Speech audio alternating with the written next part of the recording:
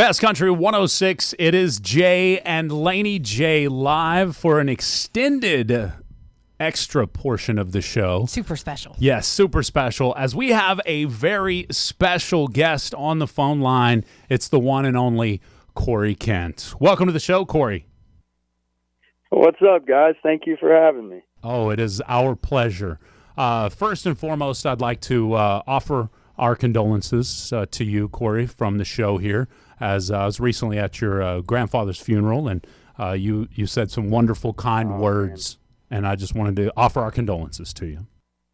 Well, thank you for that. Yeah, man, Gary Huffman, one of my favorite people, just like a best friend to me and a father figure, and, Hochatown, Broken Bow native, I mean, that guy, I'm not going to be able to drive through that town without thinking about that man. So he'll be missed, but I'm glad we got to honor him. And obviously I've got deep family ties there in the Hochatown area, and just excited to come back and create some new memories. I've got so many good old memories there, and excited to play a show and create some new ones. Absolutely. I think the show is going to be awesome. You have a lot of fans from this area. Yes. So I think you're going to have a packed house. 100%. Yes, I think it's going to be great. It is. What does it feel like to come back?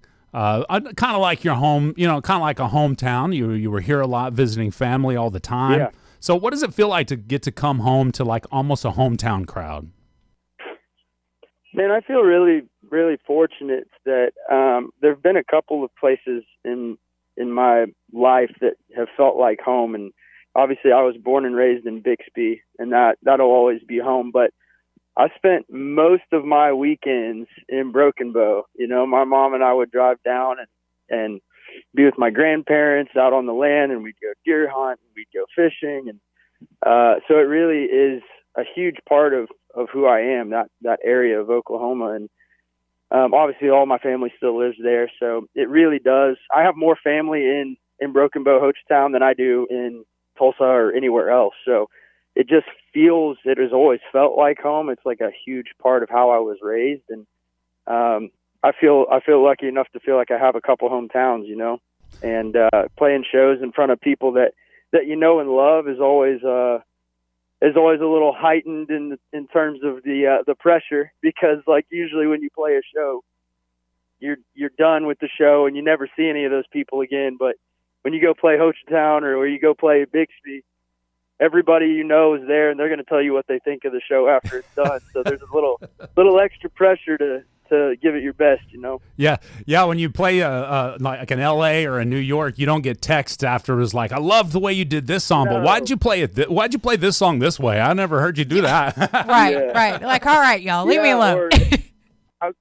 How could you possibly forget the words to a song you wrote? I can see where that would happen. You got a lot of songs. Well, that's the thing is, like, at this point I've written thousands of songs.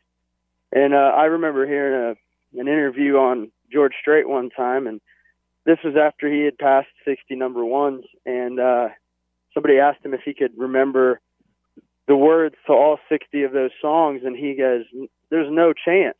Like, no way I could remember all those words." He's like, "Thankfully, I only have to play about 20 a night.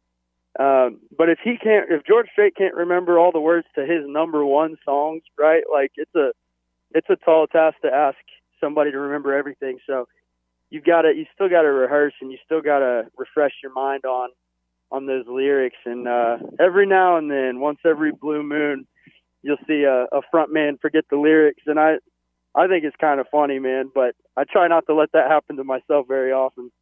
Well, if the king says it's okay, then it's all right. That's right. I think. That's right. I think it's okay. If George Strait, yeah, that's right. That's right. Well, I mean, we talked about you getting to come, talk or sing for the locals, sing for folks that you know, but you've been all over the country lately. What's that one place you showed up to and it kind of surprised you, the vibe that they were giving you? Well, I'll tell you what, man. You say all over the country. We've been recently able to play kind of all over the world, and we just got back from Australia and New Zealand with Jason Aldean, and I was completely shocked at the fans in Australia and New Zealand. Like these folks are country is cornbread over there, and I did not expect that. I mean, they've got they are passionate about country music. We played some more regional areas. Of course, we played like Sydney and Melbourne and Auckland, but we also played this place called Hunters Valley, which is kind of wine country, and Canberra, which is the capital, and just some different places that I'd never really heard of. And we got over there, and it was a really cool experience to see life kind of on the other side of the world, literally. But also just to see that our music and our way of life that we live as Oklahomans is resonating with people on the other side of the world, and the values and the storytelling. It's crossing borders and bringing people together in a cool way. I love that. And my co-host cringed when you said Australia, because they're known for some of the largest spiders, and she's not a spider gal at all. Did you get to see any up close and personal, any of those huge spiders? No, but I did get to interact with some wildlife there. I got to hold. Have you ever heard of a quokka? What's that? They're like rabbit-sized kangaroos. They're a marsupial, but they are known to be the happiest animal on earth. Like people, they're in Western Australia, and like you go search one, I bet you see Chris Hemsworth pop up taking a selfie with one of them, and they just look like they're smiling from ear to ear. So they're really cute, and they were fun. And I got to hold a quokka. I got to there was a snake, a huge snake that crawled up on my shoulders and around my cowboy hat, and I'm trying to think of the other things that I got to. That's cool. Got to interact with, but yeah, it was. I mean, I'm terrified of snakes the way you're terrified of spiders, and my production manager thought it would be really funny to not tell me and just walk up and put a snake on me. So I was gross. You're fired. No. Yeah, I was gonna say I would have needed a new production manager. Yeah, he might be looking for a new job soon. But and then the other thing that I saw in Canberra was these things called flying foxes, which are the most massive bats you've ever seen in your life, and there were probably between 2,000 and 3,000 of them in the trees where we were. Whoa. I mean, everywhere you looked, every branch that you saw, there were like 5 bats on it, and we were in a forest. So it was just a different experience. You're on the other side of the world, seeing a different way of life, and definitely different wildlife. And I mean, the kangaroos there are like deer to us. Wow. I mean, you'll just see a kangaroo that got hit by a car on the side of the road, and nobody's doing anything about it. I mean, that would be a spectacle over here, right? But it's just kind of every day. It's like if you see a deer that's hit on the side of the road here. Dang, that is kind of crazy to think about. You don't think about it like that. No, you don't. It's just every day. No, not at all. Huh. And they honestly, dude, like when they were talking about the kangaroos, they talked about them kind of the same way we talk about hogs. They're like, man, these things are pests. They're everywhere. Like, if you want to go hunt one, be my guest. Wow. So Do they eat kangaroo at all over there? Yeah, they do. Okay. Yeah, they actually absolutely do. Interesting. Which I wasn't brave enough to try that one, but I stuck to a nice steak. You know what I mean? Oh, Represent Oklahoma well. I like that. Well, let's talk about your music, maybe your writing just a little bit. People often describe their writing styles maybe like, some people say, well, we sit down in a room, we grind it out, we grit it out till we got the songs we want. Some kind of just like wait for that lightning to strike and boom, they're writing something down on a napkin at the restaurant. Do you have a preferred style that may fall into one of those categories, or maybe it's a little of both, or do you have your own style? It's definitely a little of both of those. I think we'd all prefer to write when the lightning strikes. That's the most fun way to write, because you're not having to think as hard whenever you're inspired. And so, but what I've learned is you got to put yourself in a position to catch some lightning. And if you're not like regularly putting yourself in that writing situation to be able to exercise that muscle, then you might miss out on a great song that took a little bit of extra work. And so the way that I write usually is it's changed over the years, but now, we have a ranch out in Texas, in Leonard, and we fly some of my best friends and songwriter buddies in, and we stay out at the ranch, and we write as many songs as we can and talk about life and hang out sun up to sundown and drink coffee and sit on the porch and watch the sunset. And we're trying to get out of the typical, there's a lot of like buildings in Nashville that I grew up writing in, but I just enjoy being outdoors and getting kind of away from the city to write. It's kind of hard to write country music when you're in the middle of a big city. So good point. It's a lot easier when you're staring at the plains and the sunset. So I've just preferred, really, regardless of the process, just the setting to me has been more important in the last couple of years. Just getting somewhere where we can be out in nature and kind of hit reset and make our brains fire in a different way. You mentioned the process. How you've got that Oklahoma grit in you. How did where you grew up influence how your music is put out there today? Man, that's a great question. I'm not sure exactly how, but it definitely did, and you can hear it. I think it's tough to put words to, but I would say that, the town that I grew up in Bixby, it was like, at the time, it felt like a born here, live here, die here kind of town. And I just remember like being one of the kids that was like, I'm going to bust out of here. I got to go see the world. And you can hear that in my music, but in the same way, I'm also one of those guys that this place that I wanted to get out of so desperately and go see the world also is the place that when I'm out there and I'm homesick, this is the place I think of and I can't wait to get back to. And I think you hear that in the music too, but just the way of life in Oklahoma in general, after traveling the world and seeing a lot of different places, like, I do think we kind of have something figured out. Life is just a little bit simpler in Oklahoma. And, some people think simple is a bad thing, but the more life I live, I think simple is the way to go. I agree with that statement. I love that. Yeah, that's good. Just get back to simple. You're literally making memories right now, bro. Speaking of getting back to simple, when you're on the road, I know that that's a super busy time for you. How do you unwind when you're on the road? How do you relax? Oh man, too many cigars for one. I get that. I feel that. Nicotine is my friend. My wife's not a super big fan of that statement, but it is true, Gotcha.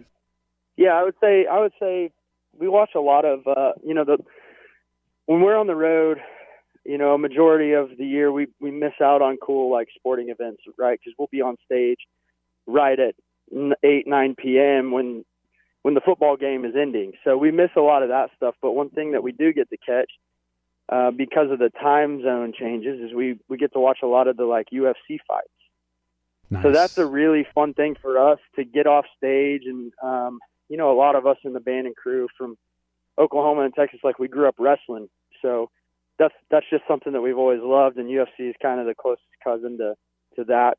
And we have these, like, inflatable couches that we set up, and we have a TV outside the bus, and we'll get off stage and walk out there and, get a little nicotine going and watch a fight. And it's just a nice way to kind of unwind it in the night. Then we'll listen to music, and it just takes a couple hours, it just Nice. really get that adrenaline rush. It takes an hour or two to really calm it back down and get ready to go to bed and wake up in the next city and do it all over again. Well, then that's going to spur another question from me, since I'm a huge, I do jiu-jitsu here in Broken Bow, huge UFC fan as well. Who's your favorite fighter right now and all time? Oh, man.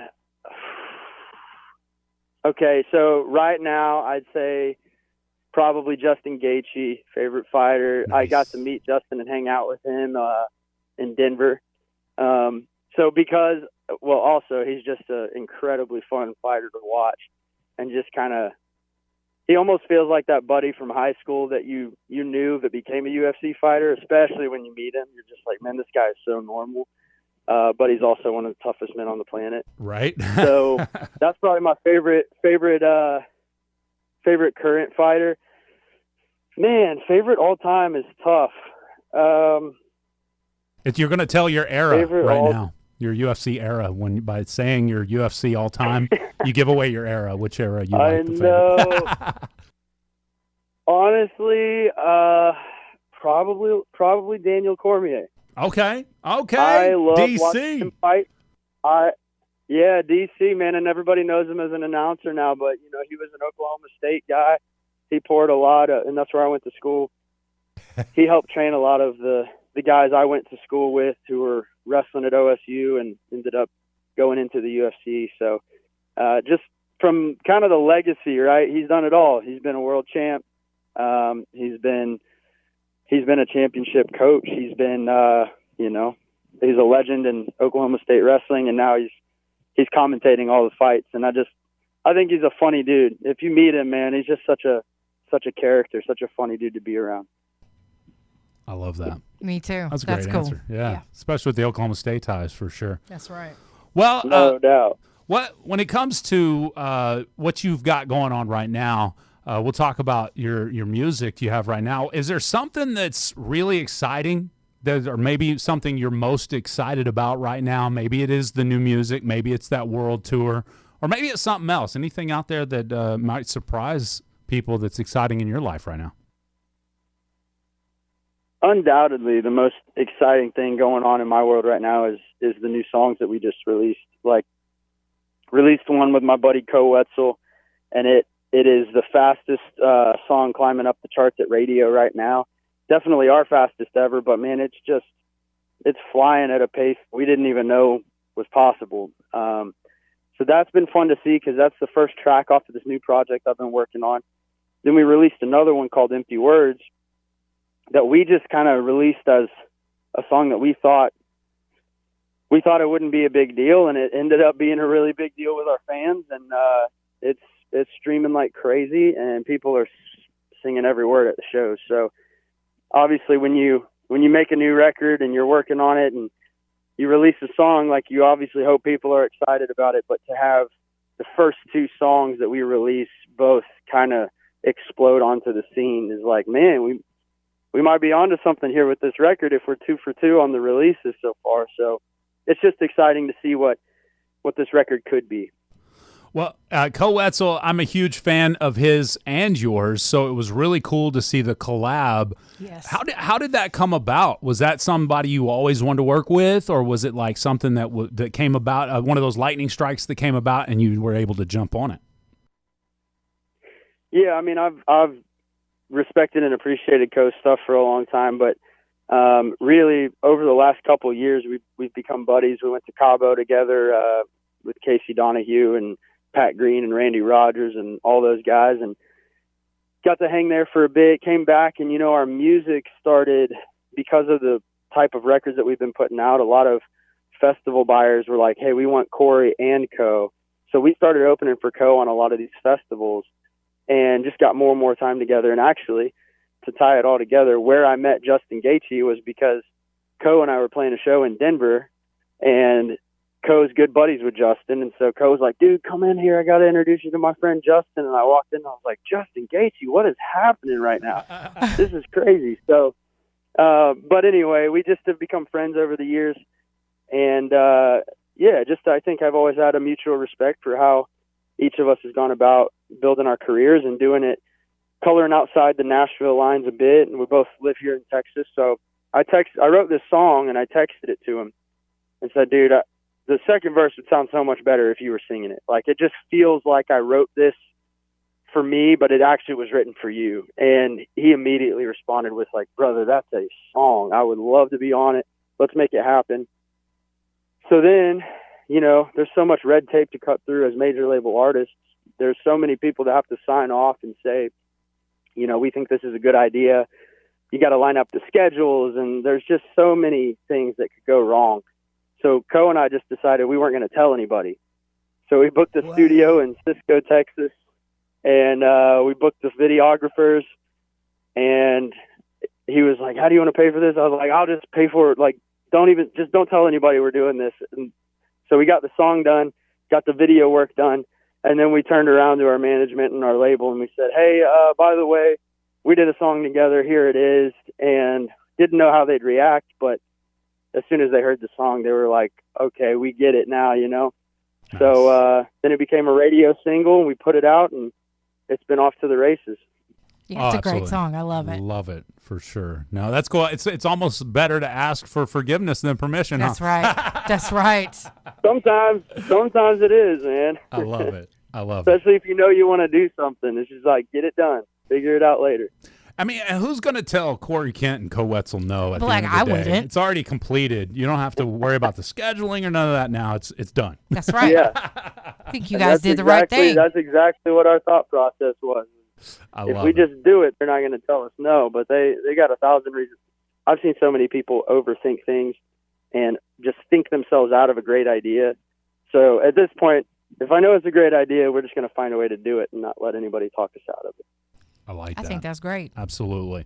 I got a couple of. I know you're a busy man. We've kept you probably longer than you could stay already. So I've got. I do have another phoner, but we can do whatever's next, and then I do have to get onto another phoner. Well, we appreciate your time. Really quickly, then. Yeah. What's your favorite snack on tour? Man, favorite snack on tour. Honestly, I've been really digging bell peppers, which is such a weird answer. I know that. I love it.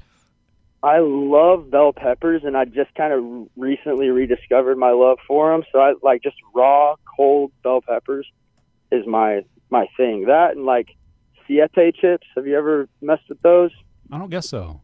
They're like, I guess like a healthy version of potato chips, but they have this barbecue, like Chipotle barbecue chip that's spicy and it's awesome. But I can eat them without feeling as guilty. Nice. So I eat bell peppers and siete chips. I love it. And you've been performing with Morgan Wallen all over the world, like you had mentioned earlier. Did you get a walkout song? I know Morgan Wallen does a walkout song, and if you haven't done one, my question then is there like a pump up song that gets you going right before you hit stage? Yeah, we do a walkout song. We recently we've gone through a few iterations, but the most recent version is Roses by Outkast. Nice. And it's hard to be in a bad mood when you hear that piano intro and then you hear Andre 3000 go, Caroline, Caroline. It's just hard to be in a bad mood. It's hard to be in a bad mood. So it puts everybody in the right headspace to have a good time, and then we go out on stage. So it's been a fun one. Cory, it has been a fun one. I want to say a big thank you to you for taking the time out of your day. I know you're a busy man, but we have been looking forward to this, and I know our listeners have too. So we've got this live on the radio now. We're also going to podcast it for those that weren't able to catch it. I have to say, I can't wait to tell my daughter when she gets out of school. She's going to be so mad at me that I got to interview you today. Exactly. We are coming to the show though, so yes. But it's going to be a blast. We're really looking forward to it. Cory, we appreciate you, sir. Well, thank you guys for the time, and we'll see you on the 11th. See you on the 11th. Thanks, Cory. Have a great day. All right. See y'all. Bye-bye. There you go, folks. Yay! The Cory Kent, April 11th, Hochatown Saloon. What a Don't cool miss guy. it. Laney J mentioned it on the interview just now.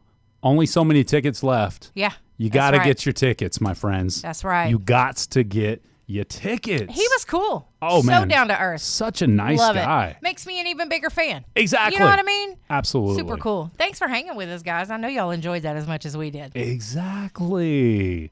All right, then, folks. Well, I'm going to wrap it up with a little Cory Kent. Doesn't that work for you, Laney J? Yeah, I would love that. All right, then. We're going to get out of here.